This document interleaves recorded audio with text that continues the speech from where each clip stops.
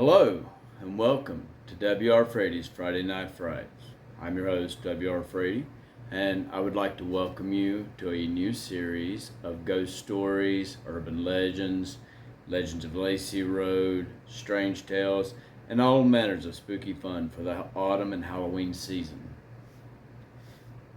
Tonight, with this being the first episode of a new season and a new series, I would like to begin with meetings, as we are likely meeting for the first time, and some of us meeting for the first time since the previous series, Live Ghost Stories by the Fireside.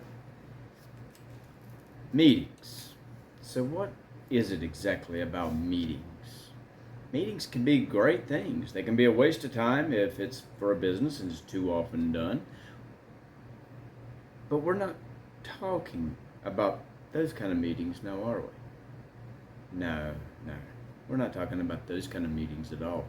The kind of meetings I'm referring to is the unexpected meetings. Sometimes they can be pleasurable and fun. Meeting someone new in public, meeting someone for the first time, maybe to go out for a date. But then there's other times when meetings have a more darker, insidious type of impact on our lives. Meetings that that remind us why we fear the dark, or why we don't do certain things around certain times, or go into certain areas. Sometimes they remind us of the things that we don't want to do or shouldn't do. And sometimes they remind us of the everyday dangers of our ordinary lives. How so? Well, let's delve into our first story. And that is where this may begin. Now, on the subject of meetings, sometimes the strangest of meetings can come when we are enjoying some of our favorite hobbies. Tonight's first story takes us into the Blue Ridge Mountains, where a couple who just loved to hike and had a rather unusual form of hiking that they enjoyed find themselves in a bit of peril that changes their lives forever. I like to call this story the Headless Hiker. You see, Jeremy and Tina loved to hike, and they had been doing so since they first met and started dating back in high school. Both were very much outdoors type people. They loved hiking, they loved camping, they loved going on adventures.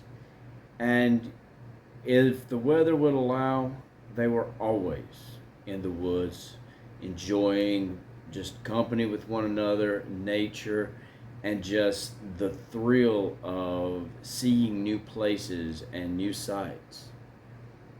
Tina had a different type of hiking that she also loved, which she called twilight hiking, which was a form of hiking after dark, which seemed to have a little bit of an element of thrill to it, as you would go after dark with nothing but an old bullseye lantern to light the way, and who knows what people or animals or sights and things that one might encounter. It was like coming face to face with the unknown, yet also seeing the breathtaking beauty of things like the stars, the trees, and sights that you wouldn't, and sounds that you wouldn't often find during the daytime.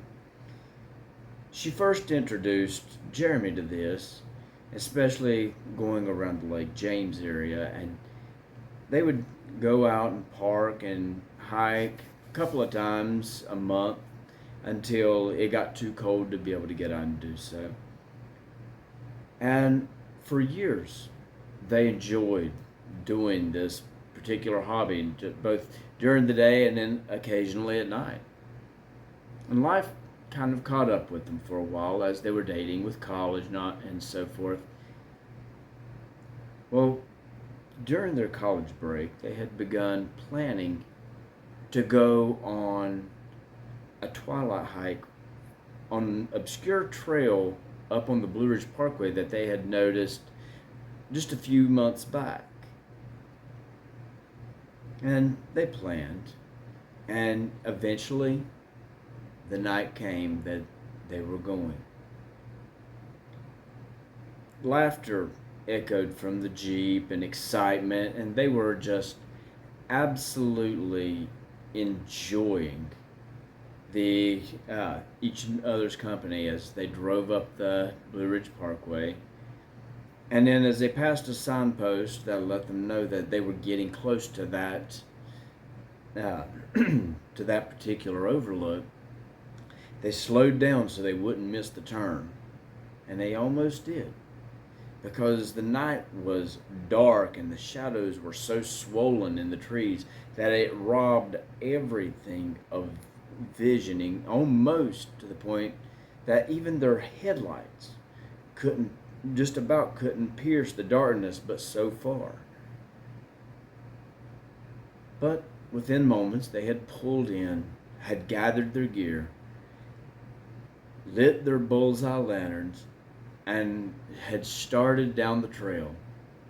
And all was completely uneventful and fun.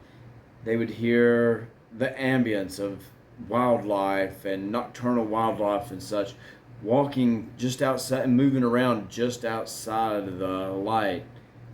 Here and there they'd hear branches crack and the brush shake and things moving around. Here, and even as they were going, it was because of it being the mid to late and the early to mid autumn. There was a little bit of a chill in the air that would nip at them, and little by little they had noticed that a fog was starting to wisp in. But these were all things that were normal. They heard, they were entertained listening to whippoorwills and the sounds of other nocturnal birds in the night and the chorus of nocturnal insects that pretty much sang the song of the coming winter. After they had been walking a while, the fog had gotten thicker, and they decided to stop at this clearing that they had come to and take a little bit of a break. And they got their water out and was drinking and stuff. But they had noticed that the fog was getting thicker and thicker, and to their curiosity, it seemed that the sounds of the crickets and katydids and such had started to grow more and more distant, as had the sound of the songs of the nocturnal birds. Even the owls that they had heard seemed far away now. So, as they were sitting there eating, and they were making and talking about the instance of what was going on, and reveling and still enjoying themselves, they mentioned that it was quite peculiar that it had gotten quieter. Well, the fog rolled in much thicker during that time and was beginning to obscure even what the lantern could see. And this was a good sign for them to probably turn around and start going back, because the fog was getting heavier, it was getting thicker, and that would make even their extreme version of hiking a little too dangerous, for it would be far too easy to come up on a cliff and not be able to see it in time to avoid taking a tumble or possibly getting hurt on an unseen route or rock or something. So as they were discussing whether to turn around and come back or move forward, an unearthly wail echoed from further up ahead. And the two of them looked at one another and looked back down the trail. And that gave them an unspoken agreement that it was probably time to pick their things up and start back down the mountain to where the Jeep was waiting. So, as they were gathering their things, another, just a ghastly groan come from the other side of the clearing. And they heard the sounds of something walking toward them.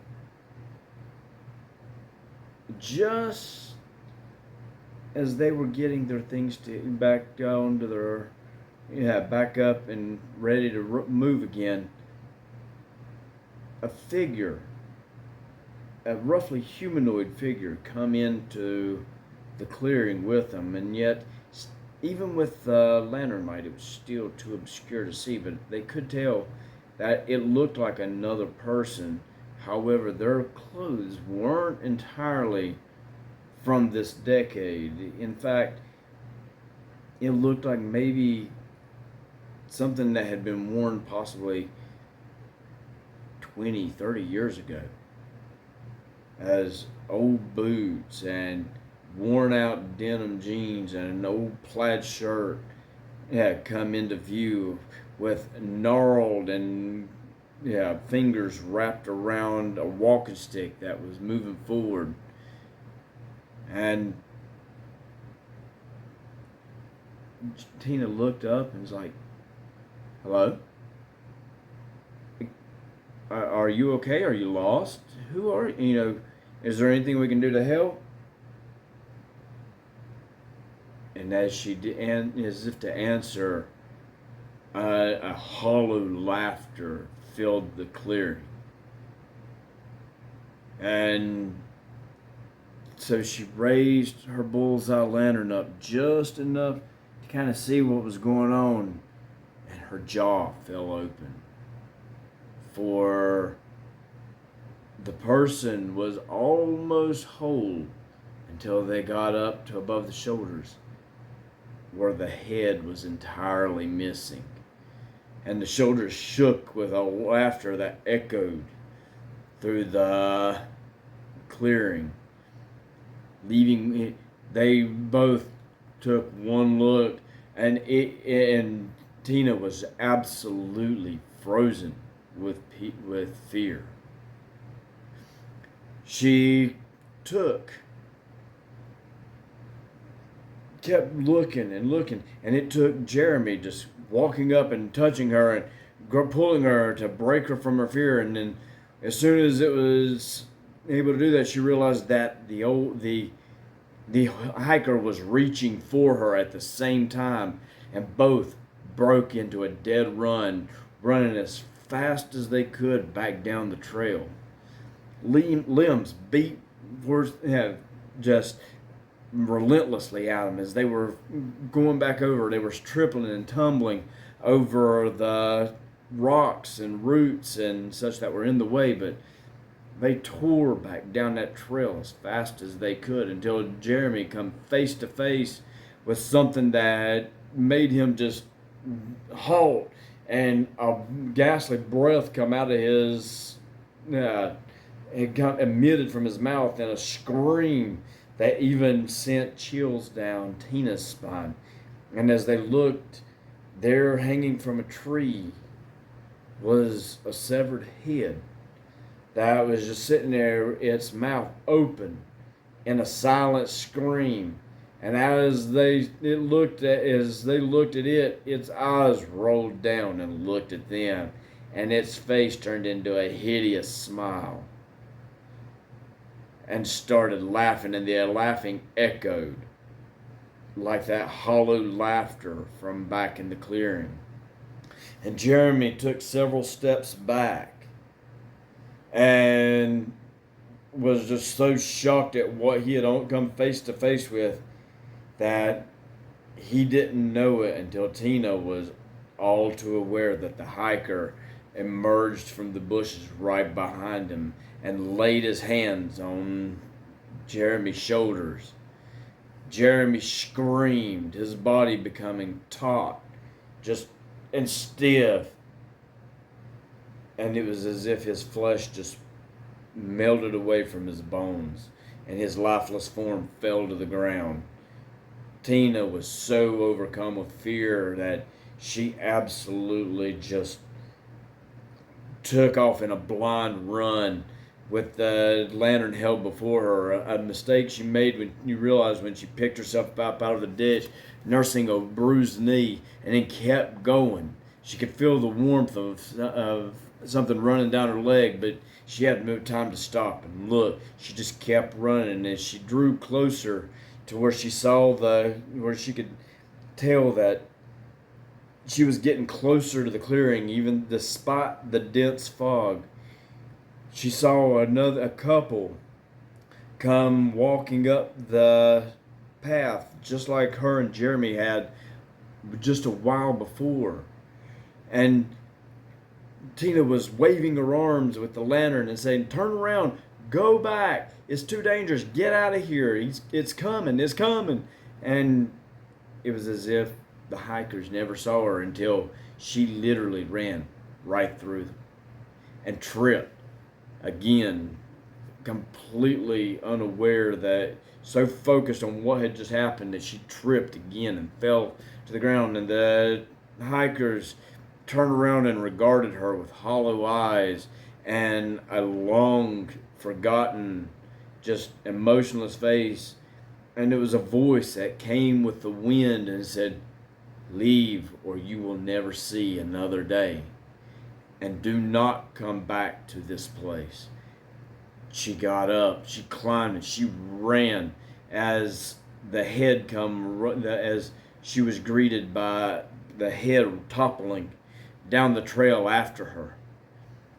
And soon enough, not soon enough, she got to her van. The Jeep, and she threw open the door and hit for the spare key because Jeremy had the keys, but she remembered that he kept a spare right up under the dashboard in case he locked him in his house or something.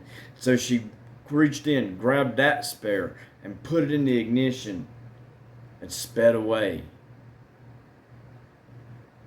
A year passed, and that night haunted her from then on.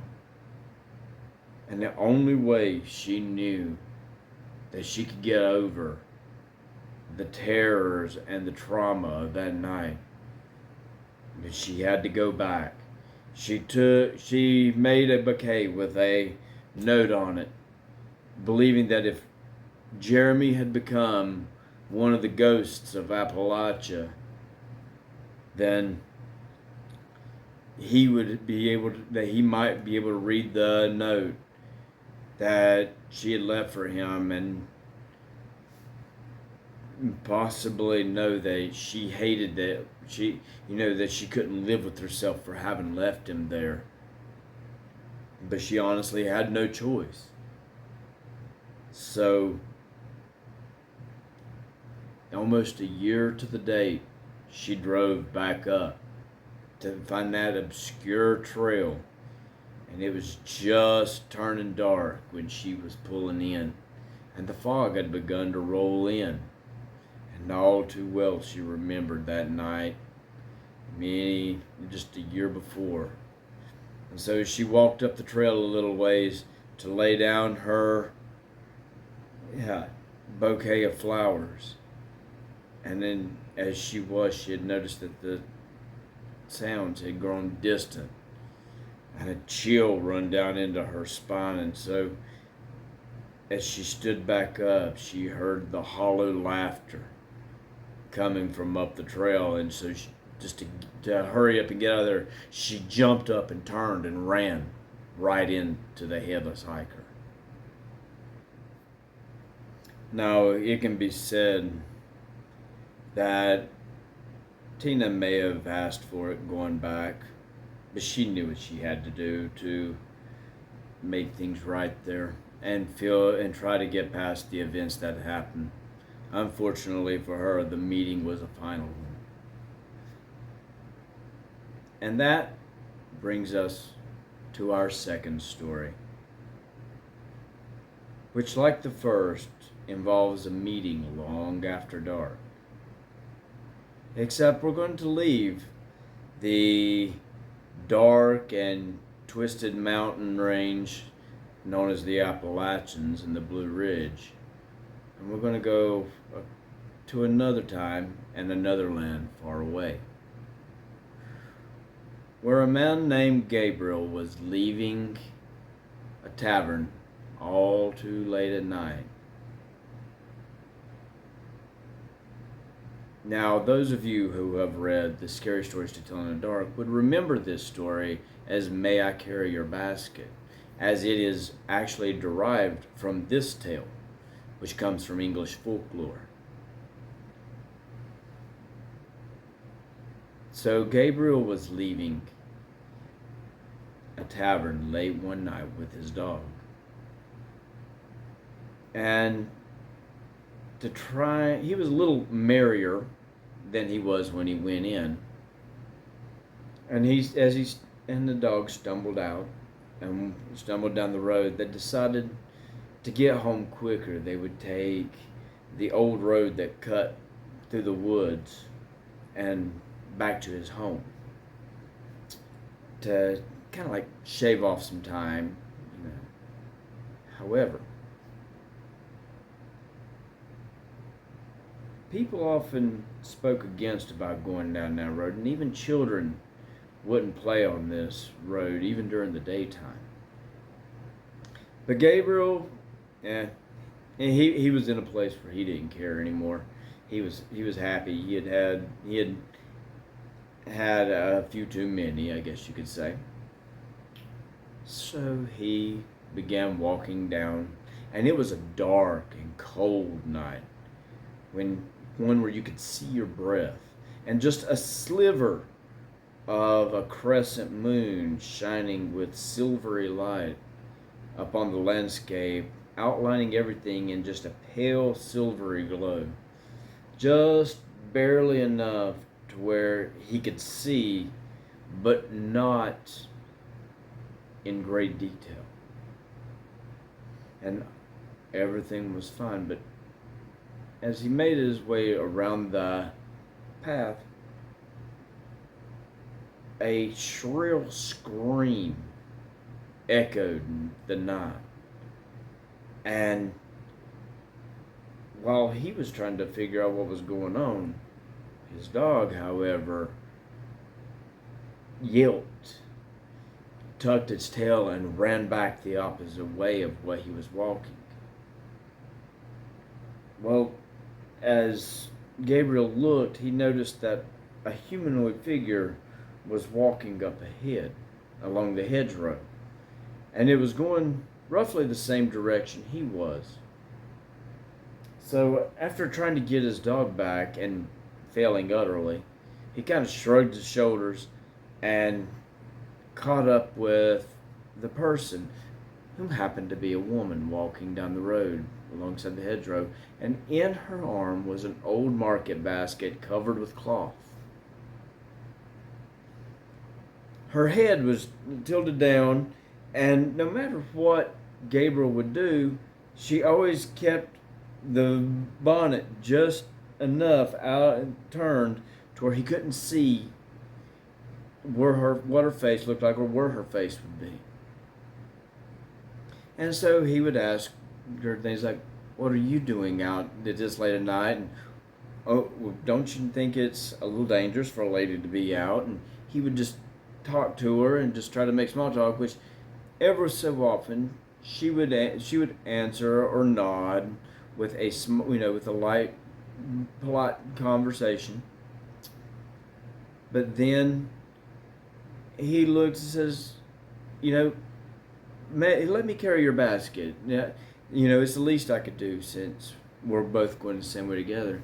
And the little voice came out and said, "No, that's very kind of you," and then hands it to him, and it's a laughter emerged, and then as he was sitting there and he kind of laughed with it, and all of a sudden the laughter emerged again, just a little more wickedly.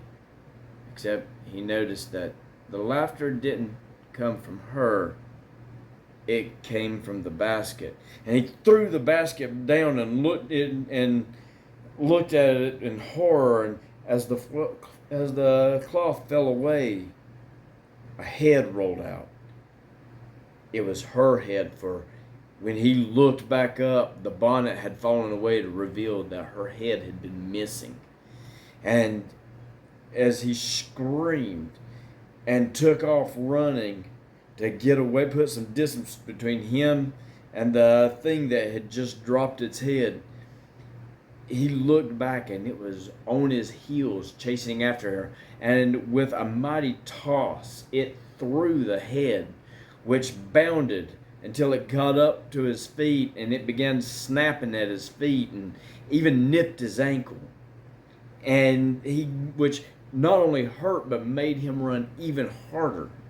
And yeah, before long, the head caught up with him again, and it began snapping at his feet, and he narrowly missed as he leaped. It narrowly missed, snapping at his other heel, and it continued to chase him all the way down the path until he was coming up, and he ran across. As he come up on a narrow stream, he just completely, he wasn't looking for rocks, he wasn't looking for a way to try to get around it. He just bounded across it the best he could, taking splashes and all, and continued to run, and just spared a glance over his shoulder, expecting to see the hideous woman bearing down him with its wicked laughter and its yammered curses and everything going on. And he looked back and he saw the wicked sight of it, of the head thrashing alongside of the river, of the stream bank, and the woman's headless form just standing there watching him.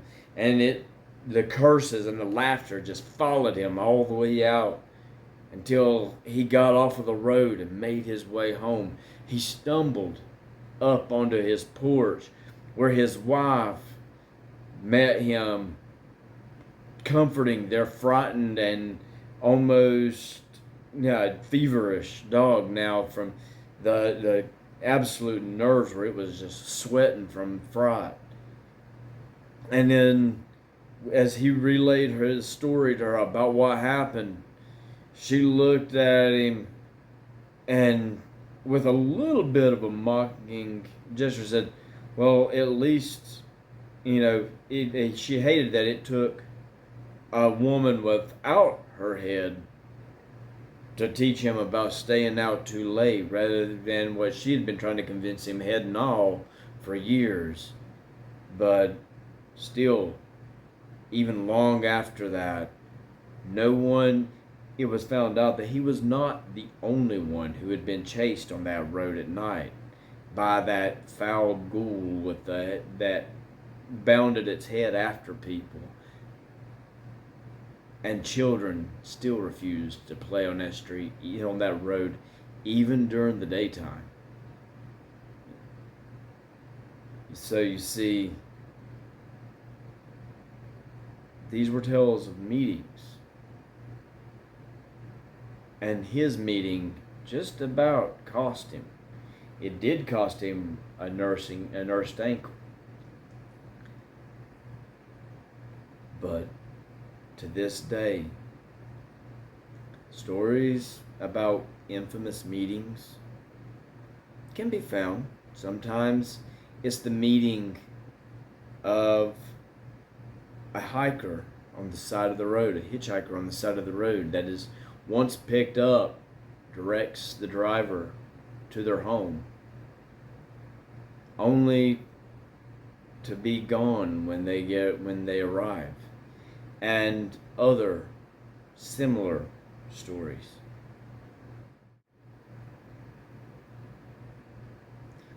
Well, I hope you enjoyed tonight's stories of meetings. Very strange and unnatural meetings at that.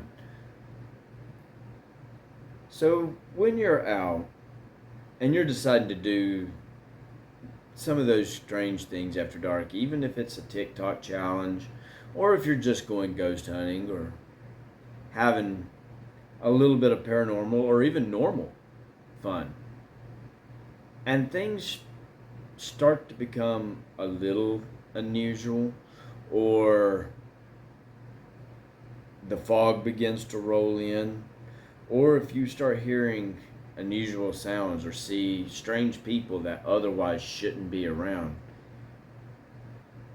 perhaps it's best not to attend that meeting and to leave long before fate chooses to do that meeting for you.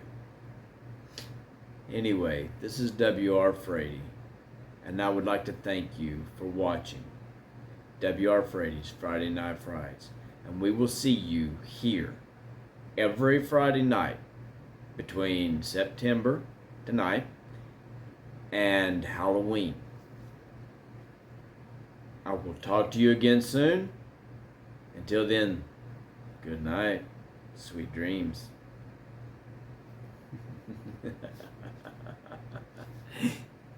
See you next time.